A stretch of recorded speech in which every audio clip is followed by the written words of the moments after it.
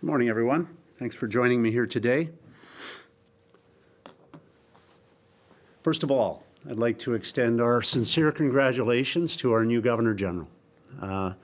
Here in Manitoba, we have the largest population, the highest percentage of population of Indigenous people in the country, of any province. And so to have our first Indigenous Governor General is, I think, is a point of pride for all of us. Her Excellency has served in many, many distinguished roles over a long period of time with great effectiveness, and so we welcome her to these responsibilities. Look forward to working with her. Longtime advocate for Inuit and Indigenous rights, and so on a personal note, I wish her all success in her new role. Look forward to making her acquaintance, and especially during this time where our healthy discussions around reconciliation must continue with enthusiasm. I am sure that she will be a positive voice for all Canadians. I wanted to mention also that I will be working with our Lieutenant Governor to extend an invitation to the Governor General to join us here in Manitoba at the earliest possible point, perhaps in conjunction with the restoration of the Queen Elizabeth statue on the adjacent to the residence of the Lieutenant Governor. In any case, we look forward to her participating in all meaningful roles across the country and in the territories of our country, and again, wish her well. I want to make some comments in respect of the events of Canada Day.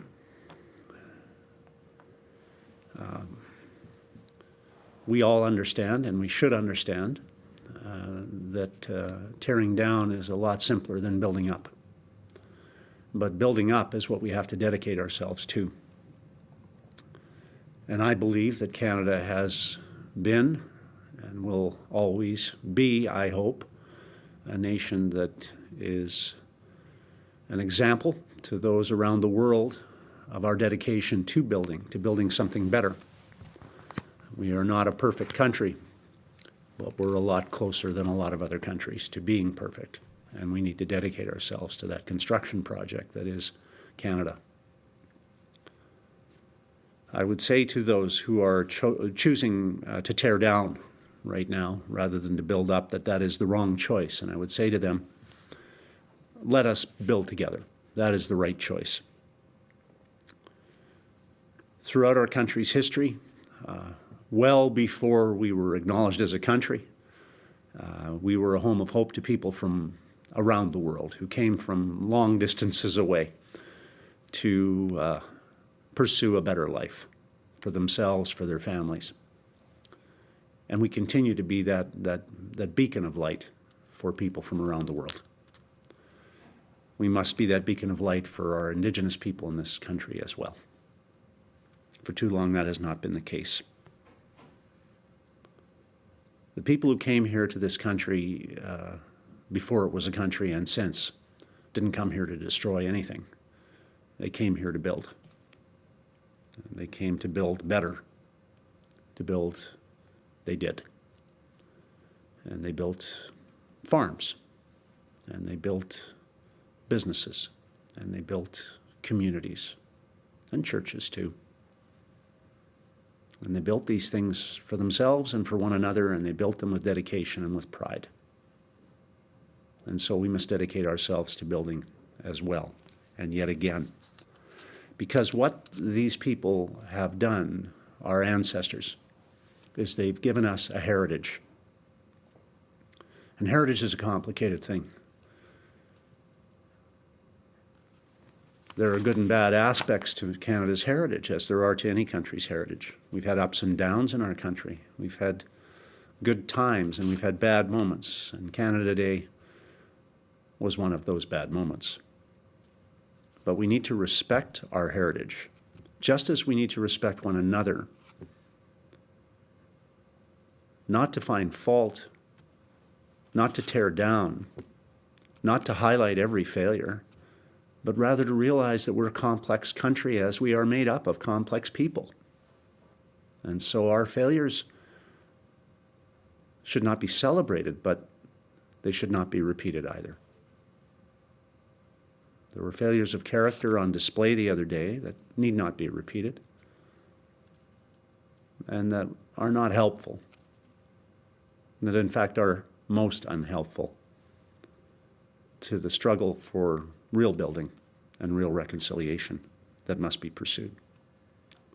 Truth is what happened in the past, and the truth is coming out on important issues. But reconciliation is what we can make happen in the future, just as we've been dedicated as a government to working on reconciliation projects since we came to government.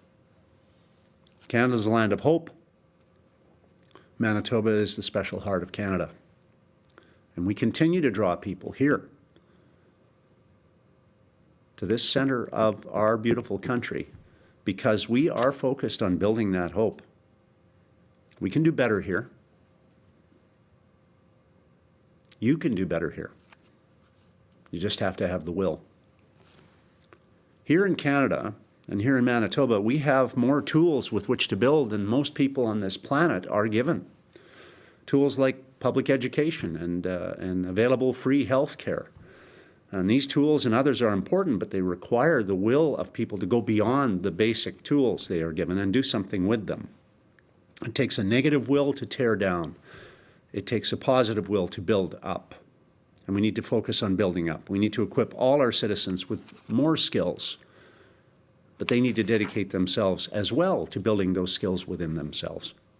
We need to help people, but people have to have the will also to use the tools they are given. And in this country, we provide, through the contributions of our fellow citizens, taxpayers, our friends, our neighbors, the ones who work hard to pay their taxes. We are given the opportunity that so many people around the planet do not have to develop skills and to earn an income and to become self-sufficient people and to have the opportunity to build and grow. And so many people do that. So many immigrants to Canada, so many people achieve tremendous success. Our country is known as a country that allows people to move from challenging economic circumstances and find success better than most other countries in the world.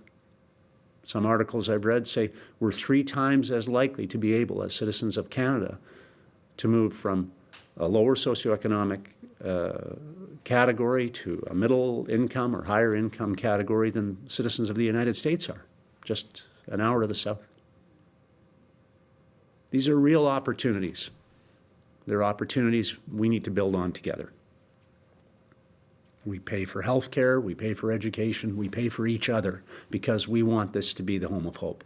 And we want equality of opportunity for everyone. And if that's what you want, if you want equality of opportunity, then you have a staunch ally in me and in our government.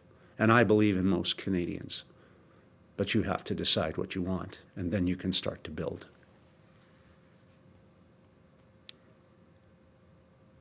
Never before in our lifetime have we recognize the value of our freedoms more than we do now in this age of COVID, because they've been restricted.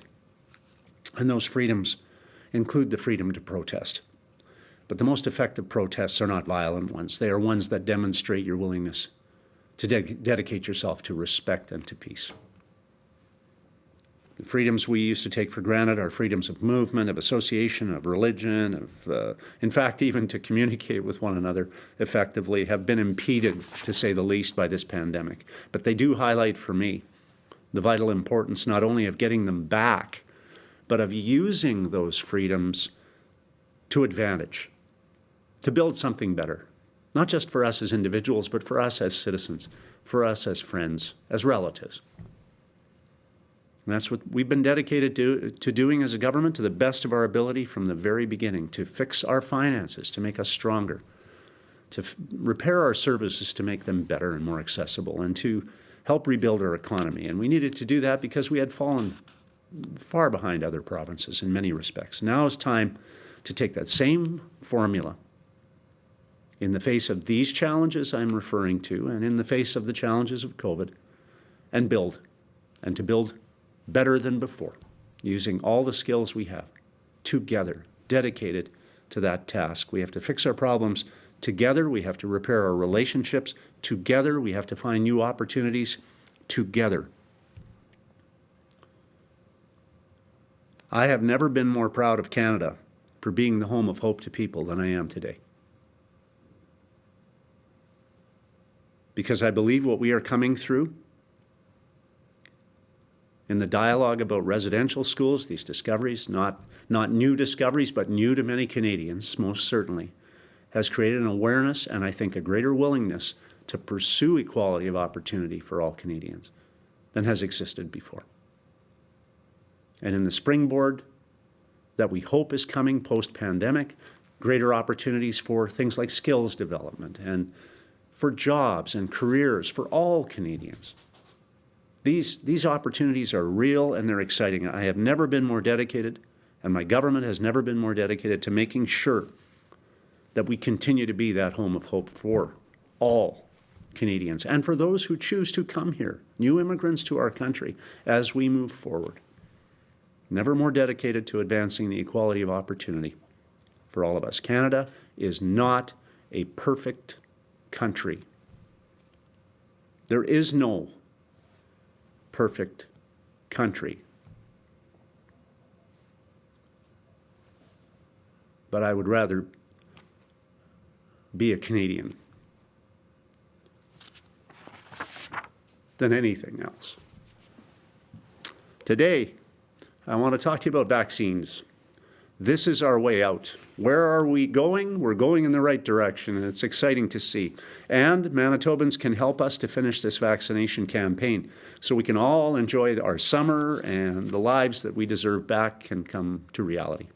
Manitoba's 4-3-2-1 Great Summer Reopening Plan set out a clear path for more openings and fewer restrictions so more and more Manitobans could roll up their sleeves and get fully vaccinated.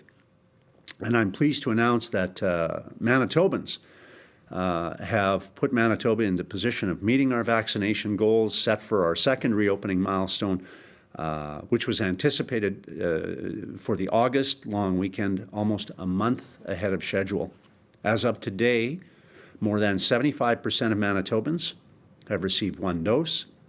Nearly 53% of Manitobans are now fully vaccinated with both doses.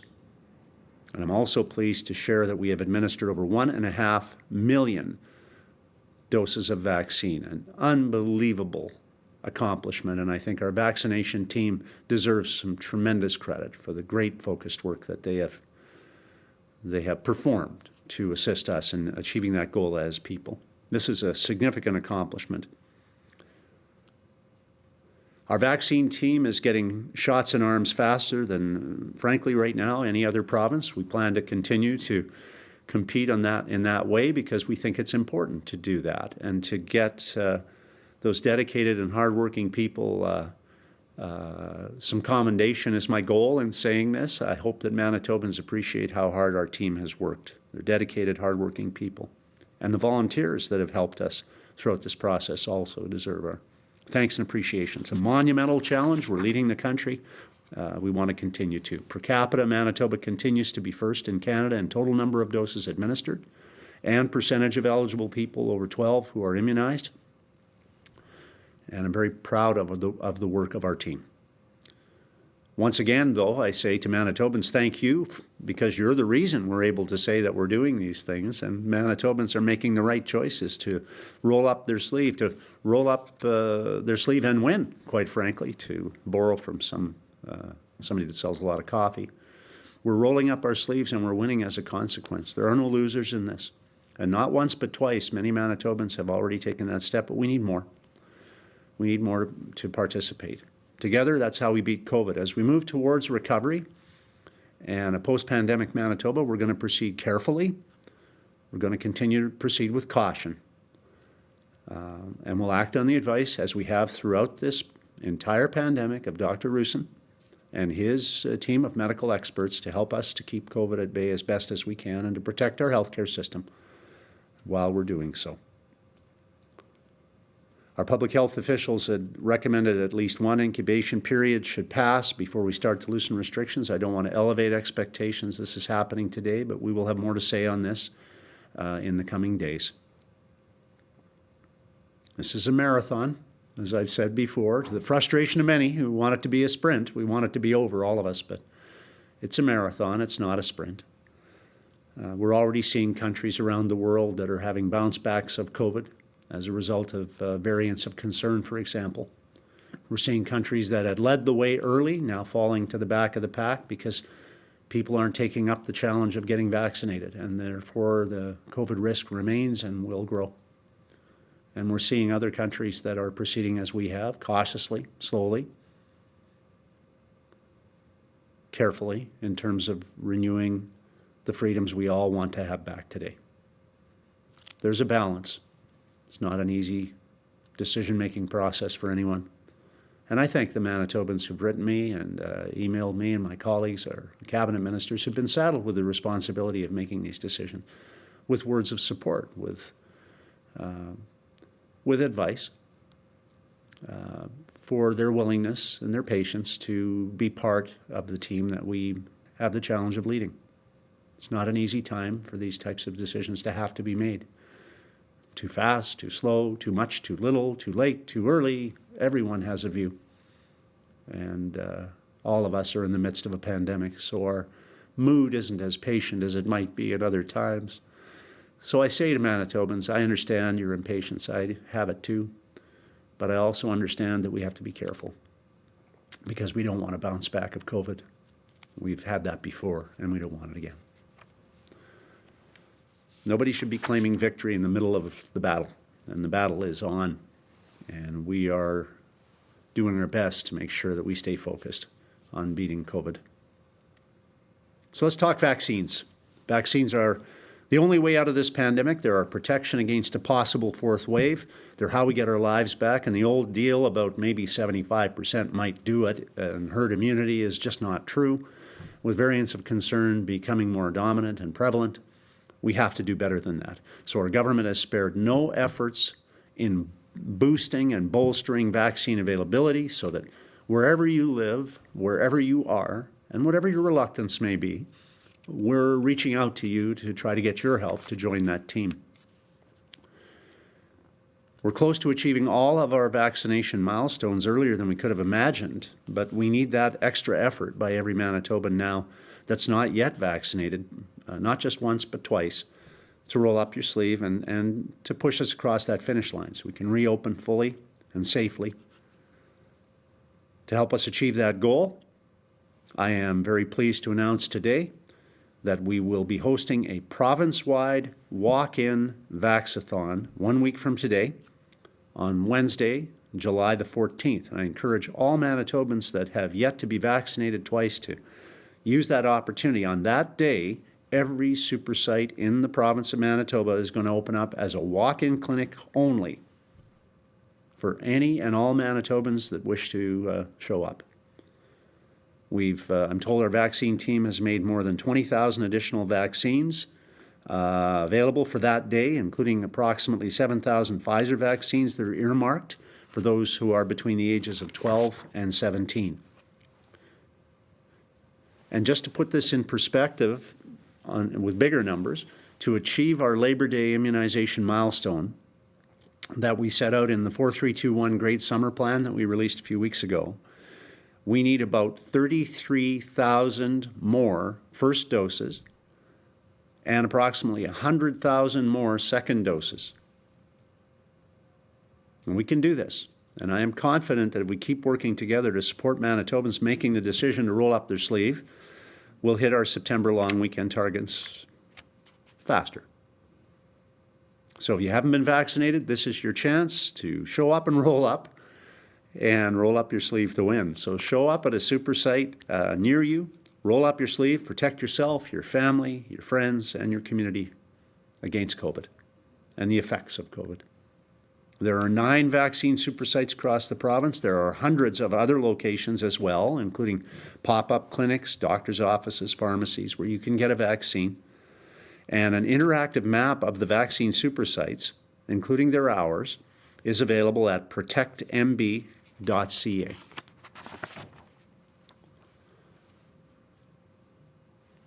I want to take a moment to share with you our continued efforts to tackle vaccine hesitancy through community-led projects. And I want to tell you that these community-led projects are really helping. They're really making a difference, and I thank everybody who's been involved in submitting ideas, proposals. We're going through them. We'll have more to report on this in the near future in terms of additional projects. I'm just going to give you some insight into some of the success stories. The first one, earlier this week, was up north of Arborg at Veeder Machine.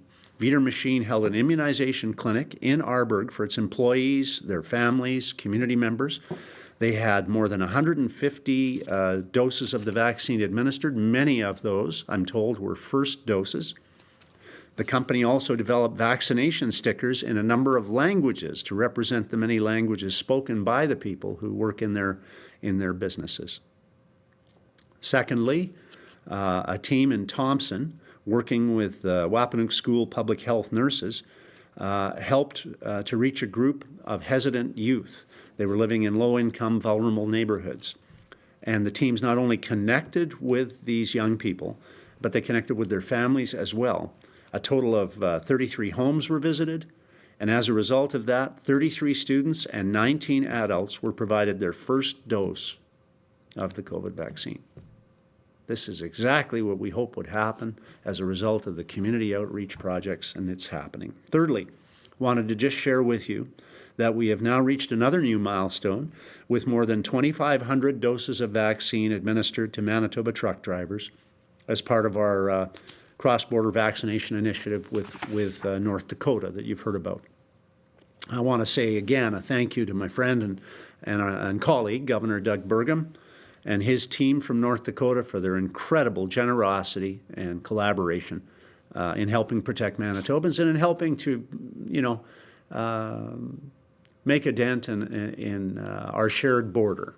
And we'll have more to say on that as well. I'll have a call with the Prime Minister and my colleagues next week where we'll be addressing some of the issues around borders. That successful partnership with North Dakota, by the way, is going to be extended right through July, and we encourage others who may be in the trucking business to use that opportunity to get that shot if you haven't got it yet. In addition, this week, as I alluded to earlier, we're going to provide another round of Protect MB community grants to support our local vax efforts. The ones I just alluded to are just some examples. And, you may be thinking as I share those examples with you, well, that's a small number. Those small numbers add up. They add up, and they are adding up, and it's great. So additionally, this week, we're going to share with you some additional information and an update on those projects. But each of us has a role to play in protecting ourselves, and I want to say thanks to those who are playing that role and being supportive in this effort. Don't let up. If you haven't been vaccinated yet, please consider doing that as soon as you can. And if you have, get that second shot as soon as you're eligible. And I look forward to answering any questions you might have. Thank you, Mr. Premier. A reminder to our reporters on the line, you will have one preliminary and one follow-up question. Up first this morning from CBC Radio Canada, Mohammed. Hello, Mr. Premier, Mohammed with CBC Radio Canada. You gave some example today, but would you be able to share any numbers or indicators that show the effect of incentives on the vaccination campaign since the beginning of June? The vaccine team's going to be going out, Mohammed, in a few minutes' time, so they'll be able to give you better answers in more detail than I could. So I'll just defer to them and let them share that information with you. Great. Thank you very much. And my second question, you said that you wanted to meet the General Governor about the maybe the restoration of the Queen Elizabeth status. What would you like to talk with her on this topic? Well, I don't think she's been sworn in yet, so we won't put pressure on her, but I do think that it'd be nice to have the Governor General here as soon as she can fit us in. And I will be working with our Lieutenant Governor, Janice Filmon, to make sure we coordinate that appropriate visit at the appropriate time. From CBC Manitoba, Bart. And Mr. Premier, what new concrete measures or funds is the province providing to agricultural producers who are struggling with drought right now? Yeah, that's a really good issue to raise, Bartley, because the conditions are in some parts of the province. I was touring last weekend a little bit, and in the Interlake, for example, some very dry area up there.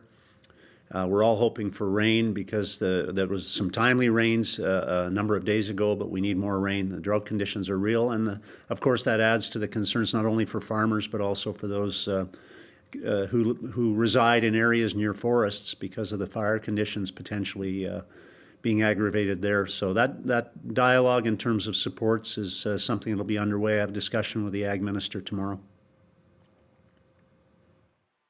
Okay, then. What do you say to the notion of if the toppled statues are returned, what do you say to the notion of them returning with new interpretation and more of a broader historical representation on the ground at the legislature?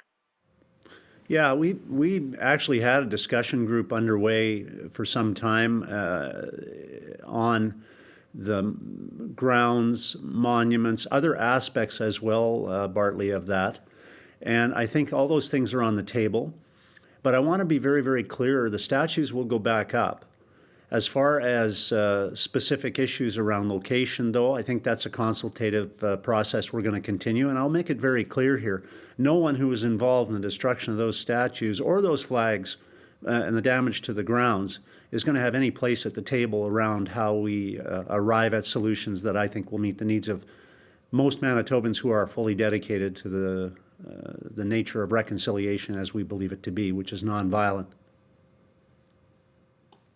From the Canadian Press, Steve. Premier, you said the statues will go back up, but the locations are to be determined. Have you had an assessment as to the damages, and especially the Queen Victoria one suffered extensive damage? Is that repairable, and what's the process for repairing it? Yeah, the Victoria statue is much more severely damaged, Steve. I can only say that evaluation's underway. As far as location, I don't think there's any doubt the Queen Elizabeth statue will go back where it belongs as the reigning monarch in proximity to where the Lieutenant Governor's residence is. That's the right place for it, I think. But the discussions around adding that we alluded to in the throne speech just a few months ago, the possibility of an additional statue being added. That committee is underway. They're meeting, I think, even today. So these types of things are under discussion. But again, I want to make it clear they were under discussion before the dissatisfying and concerning events of Canada Day occurred. And I would want to make it clear that reconciliation efforts on the part of my government are going to continue, and they're going to continue with healthy dialogue, but that was not healthy dialogue. And you alluded to new public health orders likely coming next week, according to the release that was sent out just shortly ago. Can you tell us what the new health orders might entail? There are still some facilities that must remain closed, and there's virtually a ban on most indoor social gatherings. Yeah, well, Dr. Roustan and I will use the same format that we've been using in almost all cases. We'll preview recommendations and then have some consultation opportunity, but we do want to do that to give advance notice of any changes where it's appropriate and helpful. I think everyone wants their lives back, but we all don't want a yo-yo effect, and we saw that, of course, in the third wave. We were able, with measures that we undertook and with the cooperation and support of Manitobans always being the essential ingredient to that, to shorten that wave, but it was pretty intense, as we all know. We don't want that to happen again. So we're going to take, no pun intended, conservative steps here to get our lives back, but we're going to do it with caution in mind and with the learnings that have come about as a consequence of the way we've dealt with this unprecedented situation over the last year and a half in mind. From CTV Winnipeg, Jeff. Oh, hi, Mr. Premier. It's Jeff from CTV. Sorry, could I just ask a clarification question on the statues? Is the plan to fully restore them the way they were? Queen Elizabeth's going back, you say, where it is now. Queen Victoria might be somewhere else, and will you restore them exactly the way they were? Well, no, not necessarily the statues themselves, but in terms of the interpretive wordings and things like that, I'm familiar somewhat with many dedications and statues around the country that have had updated wordings or interpretive wordings added for greater clarification to put in a more modern context to assist, for example, student groups and tours that come by in understanding more fully the history as it's been interpreted by modern view. So that's we're not afraid of that.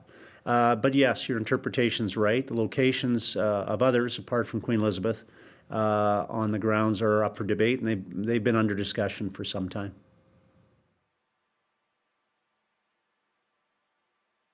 Okay, thank you. You said who won't be consulted. Who will you be consulting on all of this? Well, there's a committee that's been in place around a specific project I'm not going to announce today that we referenced in the throne speech that some are already aware of, about a dedication for the first time of a Manitoba Indigenous person that we'd like to honor from our history, an accomplished person. But there'll be more to say on the details around that at some future point. The broader discussion around other aspects beyond that is that committee we anticipate has already been having discussion. We'll have broader discussion as we get closer to the time when we're going to be making some substantive changes potentially in combination with the recommendations of the first committee. So they go together. From CHVN, Taylor. Hi, good morning. What makes the Wednesday Vaxathon special compared to just going in any other day for walk-in? Well, I think in Steinbach it won't be that different because I think your clinic is largely walk-in now, but a lot of the other ones are scheduled appointments with some occasional availability for walk-in. So it won't be as different in Steinbach, Taylor, in your sort of listening area or broadcast area as it might be in other areas. But there are a number of other special aspects planned to just make it a kind of a more festive event and a team event for everybody in our province. So we encourage Manitobans to use that opportunity, as they already have to some degree in a lot of our clinics, with walk-ins being available to some degree at pretty much all of them now. Thanks. To clarify, we're in Winnipeg, not Steinbach. Sorry, Taylor. I should have referenced, without reference to you, the Steinbach walk-in is a lot of walk-in right now. Thank you. And the orders are changing a lot faster than a lot of people expected. We're anticipating for. Some people are getting ready to make plans, but there are also a lot of Manitobans who are, a little uneasy about this, worrying about the orders going back to what they were, cases rising. Do you have any messages or reassurances when it comes to those ideas? Yeah, I'm getting used to this after a year and a half. I know most Manitobans, I understand, have been told repeatedly, don't like me, and they want everything to be different than we're doing. So what I've got now is a situation where I've got a tougher skin. So I'm going to share that with you and say, every time we make a recommendation on a change on restrictions, I find that the media covers two camps. The one camp is the group that wants the recommendations to be slower coming in, and the other camp is the camp that's inhabited by people who want them to be faster coming in. And basically, I haven't read a report for a long time about anybody saying, great job, Brian, that was a nice decision you made. Pretty much everybody disagrees with me on these things. I hope that by giving you this little lecture, I'm highlighting the reality of the situation. Everybody doesn't like the pandemic. That we can agree on. Therefore, we're in a mood where we don't like the decisions made around the pandemic. Therefore, we're going to continue to make the decisions that we feel strike the right balance between getting our lives back in a reasonable pace, which most of us would like them back sooner, I think, and not risking COVID coming back. Most of us don't want COVID to come back. And we're going to try to do that in a way that protects people, protects small businesses, and positions us so that at the end of this thing, we come back well and strong. And that is the goal. Thank you. You bet. From the Winnipeg Free Press, Carol. Good morning, Premier. Just staying on that topic of too much, too little, too soon, too late. Doctors here are warning again that it's too soon to push ahead with Manitoba's reopening plan because of the threat posed by the rising number of COVID cases involving the Delta variant, which is more dangerous, that there needs to be 80% vaccination uptake rates and 2 incubation periods with low case counts. They were right twice before when they predicted that hospitals would be overwhelmed by the second and third waves of the pandemic unless tougher measures were taken. What if they're right again? Yeah, that's a good point, Carol. What if they're right again is why we're going cautiously and carefully in terms of restoring the freedoms that people want to get back. That's why we're listening, but we can't listen to everyone. We have basically over 1 million people that want their opinions to be heard and respected, and we can't satisfy everyone that we're going to do everything that those 1 million people want, Carol. You know that. So what we're doing is we're endeavoring to listen to the health experts that are the ones that we have counted on in our pandemic leadership team to give us the advice that strikes that right balance. And like most provinces, we had a third wave and a second wave. So I don't think it's entirely fair to point out that because someone criticized a decision earlier, that somehow in hindsight they're right necessarily. Because if that was the case, every health expert across the country in every province where there was a third wave would have been wrong, and every premier would be, frankly, guilty of creating a wave, which occurred not just here in Canada, but in every other jurisdiction basically around the world to varying degrees. I think the question is a little more complex than simply saying someone said we should keep the economy closed down and everybody should be in bubble wrap, so therefore we have to do that this time. And so I don't agree that not giving people some element of their lives back is a good idea when we have been moving cautiously and we are continuing to see a downward trend in our number of infections. Our hospitalization numbers are going down. Our ICU numbers are going down. So I respect the doctors who say we should wait 2 incubation periods. I believe that was a story in the Free Press today. We'll listen to Dr. Roussin, however, who is our senior health advisor in this issue, as we have throughout this pandemic, and then I'll take responsibility for whatever happens as a consequence. Okay. Yeah. Last year, the Queen Victoria statue in front of the legislature was vandalized. Why has it taken so long to address concerns about her role as Queen when residential school policy was formed? And why has it taken until, the statue to be toppled and damaged to this extent for anything to happen? Like, why wasn't something done sooner about addressing, the statue and adding some interpretation to what her role is or was as Queen at a really painful time for a lot of people?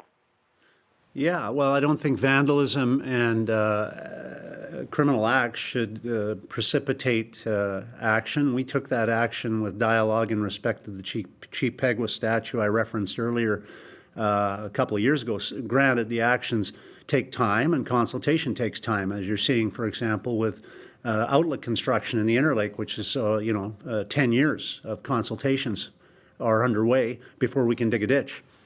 So it takes time. That being said, our dedication to reconciliation is demonstrated by our actions as a government. I can give you a quick overview of those.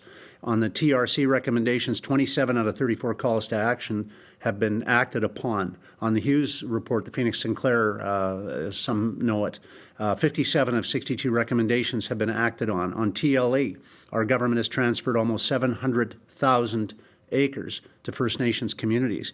On child welfare reform, we eliminated the practice of birth alerts. We've supported guardianship programs. On economic development, we've taken a number of initiatives to move to partnerships in mining, natural resources, airport management with Indigenous communities. On residential schools, we dedicated $2.5 million to working collaboratively with communities, which is where that the Truth and Reconciliation Commission report recommended the onus should come from, to acknowledge that these are real people, not numbers, that these are real people, and to give them their names back. I think it's important, and it's exciting to see the work that's already gone on in respect of that. I want to see more of that done. On missing and murdered Indigenous women and girls, over $6.5 million of funding to 24 community organizations, making progress on these files.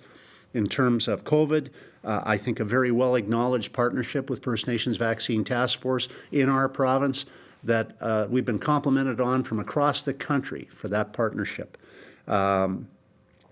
Food security programs, Justice File, Freedom Road, Operation Return Home, Outlet Channel, which will help give Indigenous communities a chance to get their lives back and eliminate the possibility or greatly reduce the possibility of flooding in the future that dislocated so many people from their home communities for half a decade in some cases.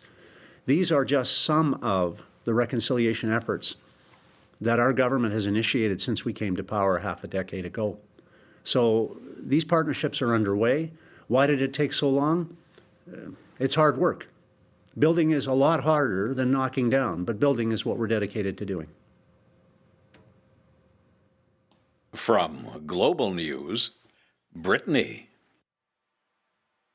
Good morning, Mr. Premier. I know that you haven't wanted to get too far ahead with announcing any new restrictions that might come next week. I'm just wondering, for people who are, trying to plan weddings and trying to plan funerals and whatnot, what date could we be looking at for loosening some more of these restrictions, and how far could we go when we look towards some of our Western provinces who have, lifted mask mandates and have no gathering size restrictions at all? How far could we be going for this next pass, given that we're already at that August long weekend vaccination target? Yeah, this is frustrating. I'm just going to share congratulations to my nephew, William Pallister, and his fiancée, Jenna, and to say to them, I know you're going to have a wonderful wedding this Saturday, and I'm sorry that it can't be bigger. And this personifies how personal this is for so many people, young people getting married, people entering into a new relationship, people trying to celebrate the lives of a lost family member can't do it to the degree that they would like to. These are the pressures we're under in making these decisions. My conflict here is I would love to see my nephew and his bride have the chance for a wonderful big wedding, but they can't do it. They can't do it because we're acting conservatively out of an abundance of caution. Some say too fast, some say too slow. This is the decision, these are the examples of very personal and very heartfelt decisions that affect people that we have to make. It's not an easy job. I embrace it. I wouldn't be anywhere else. And Saturday I'll be one of the 25 or less people that'll be celebrating that wedding, but I sure wish it could be bigger.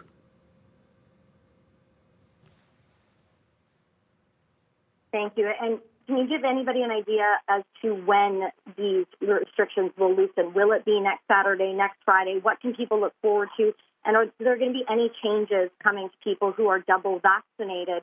Because we've heard that there's going to be more liberties for them, and we haven't seen a ton besides the few that were announced about 2 weeks ago. Right. No, good questions, Brittany. And I think the first thing to realize is there's hope there. And that's because Manitobans have responded so admirably to the challenge of getting vaccinated. And so we know that we are going to be hitting our targets sooner rather than later.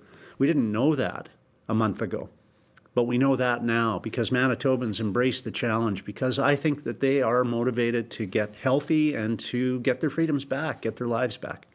So it's a special thank you to them. So I think there's reason for hope and there's reason for optimism because we created it. We built a plan, but no plan works unless people work at it. And Manitobans have been working at it.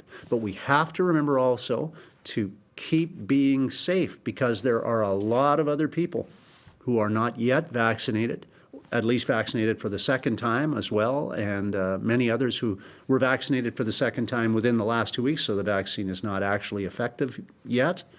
And so these are realities too.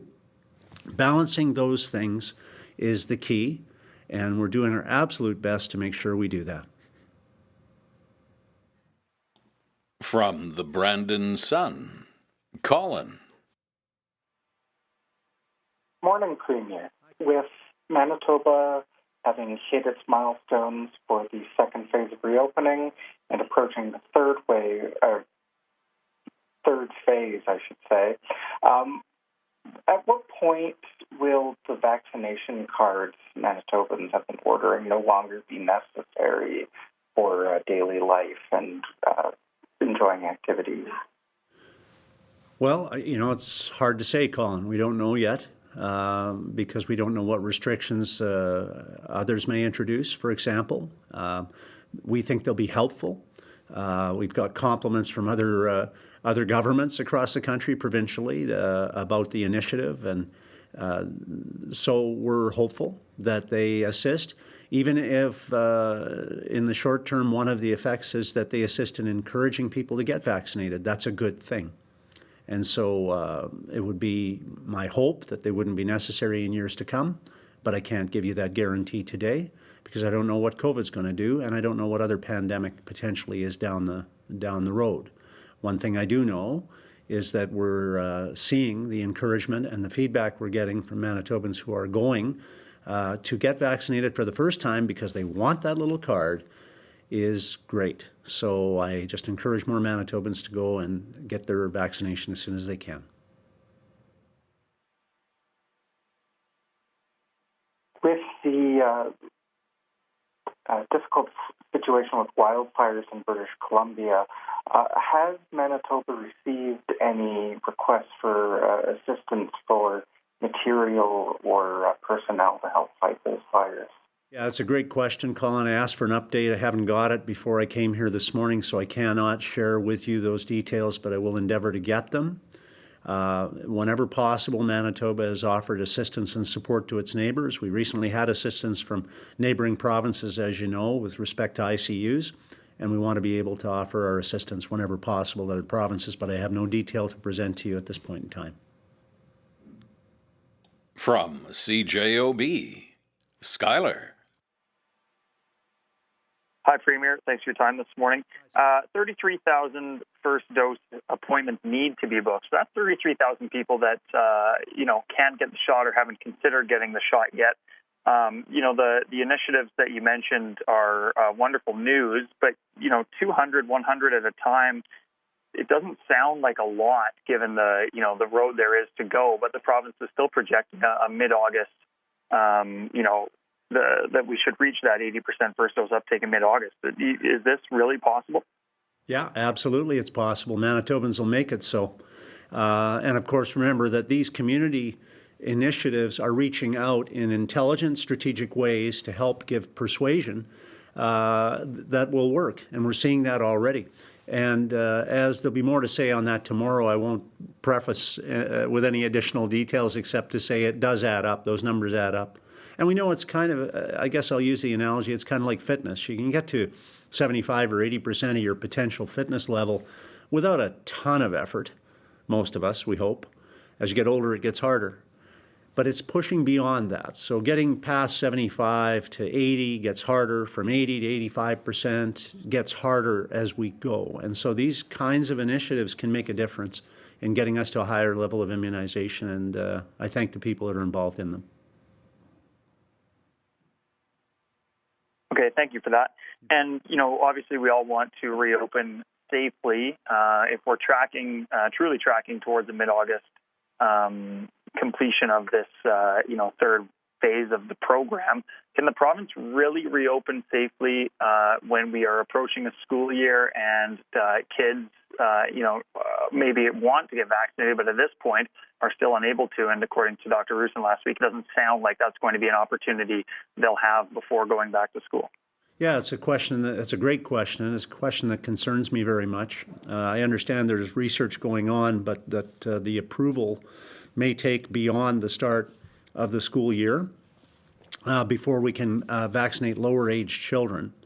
And so this will be a reality that we'll have unvaccinated children returning to school. Now, a couple of points. One, we, according to Dr. Roussin and his team, weren't seeing high transmission rates at the schools themselves. It was more community transmission. So this is not necessarily a dangerous thing. It's probably a good thing in terms of learning. I come from a family of teachers, which the teachers union doesn't like me to say, but I do. And the reality is that kids learn better in schools. They're closer to the teachers. They're closer to the learning environment, and they're closer to their peers, who can often be an instrumental part of their learning experience. So these are all beneficial things, and so we'll keep monitoring the situation. We are also proceeding to look at other avenues, as we previously announced, to ensure that we have a booster strategy that works well, and that will evolve depending on various scientific factors. But the fact remains that we are going to need to continue to keep our guard up. And as we move forward into the fall, that will be a key part of our decision-making process, as it's always been. Our final reporter this morning, Mr. Premier, from the Winnipeg Sun, Josh. Good morning, Premier. Josh Aldridge, Winnipeg Sun. Excuse me. You talked about building back and the difficulties in building back, but when you heard about or saw the statues come down, what was your initial reaction? And when it comes to restoring those statues or the next step forward on that, you talked about the committee that's looking at those decisions. Are they just going to bring a recommendation forward to somebody? Who makes that final decision? Is it yourself? Is it the lieutenant governor? Is it the general governor? Who makes that final decision? Well, in terms of the two specific statues, Josh, if that's what you're referring to, of course will involve the LG and any decisions around the repositioning or refurbishment of statues. And I haven't had an opportunity yet to speak to our lieutenant governor specifically on this issue. But we've had a great relationship for a long time, and I know that we'll come to an amicable solution on the repositioning of that statue. As far as the rest of the strategy around statues, not just statues, should mention the unfortunate nature of the damages on July 1st wasn't confined to statues. It extended well beyond that. It extended to the grounds themselves. It extended to the flags and the flagpoles. The disrespect that was shown was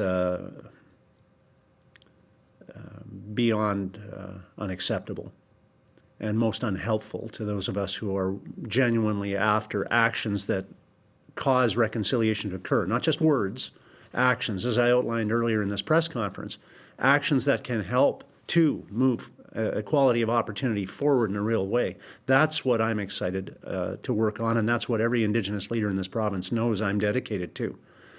And the reality is we need to continue to do those types of actions. These were actions that ran counter to that, ran in direct opposition to that. And so those repairs have to be paid for. My reaction would be it's one of disgust and disappointment, because this is a setback to the larger causes of reconciliation, and it's a setback to the taxpayers of Manitoba, who should be respected for the hard-earned dollars that they have taken from them and sent to us to manage. And now we have to use them to repair grounds and to repair statues. That's a shame. Thank you. Excuse me. And you said next week the health orders are coming. Do we have a specific day? And for those health orders, do you see the expansion of the vaccine passports going forward, originally announced for as a scope of returning to Manitoba without being able, or without having to self-isolate, and to be able to see family and PCHs and hospitals? Now we're seeing it to get into Valor Games. Are we going to see this expanded quite a bit more throughout general society? Well, I'm sure there'll be some expansion, but I'll let Dr. Roussin and his team give us the advice on that. We have a few days before. I anticipate probably early next week, Josh, as is normally the case. We'll share those plans with everybody. But I don't want to overstate I don't want to understate the concerns about making sure we avoid a bounce back of COVID, and these variants aren't messing around. And I don't want to overstate the expectation or create over enthusiasm about us going free willy here, like Alberta has chosen to do. The reality is we've got a different situation here. We got that third wave later here. We still have, although our numbers are down somewhat, our numbers are still higher than most other jurisdictions in Canada. And we have a lot at stake, but we're going to get our lives back. And so I don't want to rain on the parade, but as is always the case, somebody's going to say it's too fast and somebody's going to say it's too slow, and I get to say. So I accept that responsibility. I also get to say, welcome back to Heather Stephenson, our health minister, and a full recovery, of course, and we're excited to have you back. Thank you, sincere thank you to our Deputy Premier, Kelvin Goertzen, for filling in the interim period. We were great to have you. You're a tremendous public servant, and we thank you for your work. And to both of them, just continue to remain as dedicated as you've always been to the future of the people of Manitoba, and we thank you both very, very much for your service. All the best, everybody.